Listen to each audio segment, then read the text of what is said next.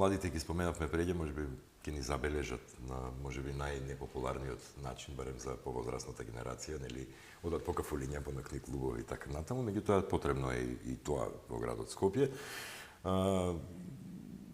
Оптимист е во смисла на како да кажам, обновувањето на општината со нови млади луѓе и задржување на младиот човек таму. Ние кажавме дека млади луѓе веќе се доселуваат, меѓутоа во смисла на оправданост, визија, каква е состојбата со покусот желбата на младите луѓе. Немам статистика од тоа какво е нели населението или колкав е наталитетот, меѓутоа претпоставувам дека сте упатени бидејќи сте жител на Сопиште.